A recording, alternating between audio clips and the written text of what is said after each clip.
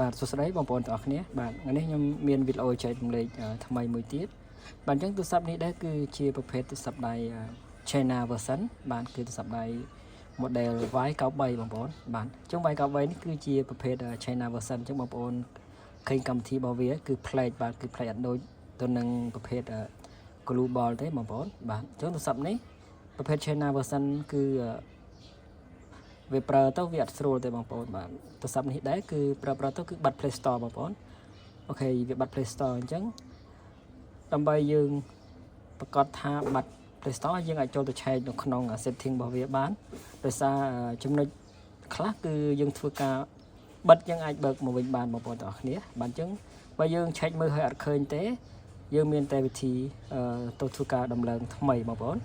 បាទអញ្ចឹងយើងកុំឲ្យខាតពេលវេលាយូរយើងធ្វើការចូលទៅក្នុងកម្មវិធីទូរស័ព្ទនេះដោយផ្ទាល់យើងចូលទៅឆែកមើលបាទយើងចូល setting ហើយយើងធ្វើការចូលពាក្យ more setting បាទចូលពាក្យ more setting នឹងមកហើយយើងធ្វើការជ្រើសរើសពាក្យ app manager បាទហើយយើងធ្វើការ scroll វានៅក្នុង app manager នេះអស់មកបាទអញ្ចឹងយើងរកមើលឲ្យអស់តើវាមាននៅក្នុងនឹងអត់បាទយើងឆែកមើលជាក់ស្ដែងគឺវាអត់មានទេបងប្អូនទាំងអស់គ្នាបាទអញ្ចឹងបើអត់មានយើងមានតែវិធីយើងធ្វើការតដំឡើងបាទហើយក្នុងការដំឡើងនេះដែរគឺអត់មានអីពិបាកទេបងប្អូនទាំងអស់គ្នាបាទយើងធ្វើការចូលទៅក្នុង browser នឹងមកហើយយើងធ្វើការវាយពាក្យ Play Store បាទដោយសារយើងបាត់ Play Store យើងធ្វើការដំឡើងវាថ្មីមកបងប្អូនបាទយើងធ្វើការវាយពាក្យ Play Store អញ្ចឹងមកបាទហើយយើងយកពាក្យ Play Store ហើយយើងវាយកន្ទុយវាដាក់ APK បងប្អូន APK បាទហើយ APK download អូខេអញ្ចឹងមកហើយដល់កន្លែងនេះបងប្អូនវាមានច្រើនបាទអញ្ចឹងបងប្អូនត្រូវចំណាំកន្លែងនេះបងប្អូនយើងយកអាទី2បាទពេលយើងចូលចឹងមកយើងយកទី2អូខេយើងចុចចាំទី2ចឹងមកបាទហើយយើងធ្វើការរងចាំវាកន្លែងនេះបាទធ្វើការរងចាំតិចសិនមកហើយបងប្អូនយកកន្លែងពាក្យ download ទេយកខាងក្រោមបាទហើយយើងធ្វើការរងចាំបន្តទៀតហើយយើងចុចពាក្យ download ដោយសារវាស៊ី96 មេទេបាទហើយកន្លែងនេះវាឲ្យយើង download បាទវាមានជម្រើស download អ៊ីនធឺណិតហើយនិង download Wi-Fi អញ្ចឹងសម្រាប់នេះខ្ញុំអត់បាន connect Wi-Fi ទេខ្ញុំសូមយកលើយើងធ្វើការរងចាំវាធ្វើការដំឡើងវាធ្វើការ download sorry បងប្អូនបាទវាធ្វើការ download សិនបាទគឺប្រភេទ China version គឺបងប្អូនអ្នកដែលប្រើប្រាស់គឺសាំញ៉ាំតិចបងប្អូនទាំងគ្នាវាដូចប្រភេទ global ទេ global យើងអាចធ្វើការលុប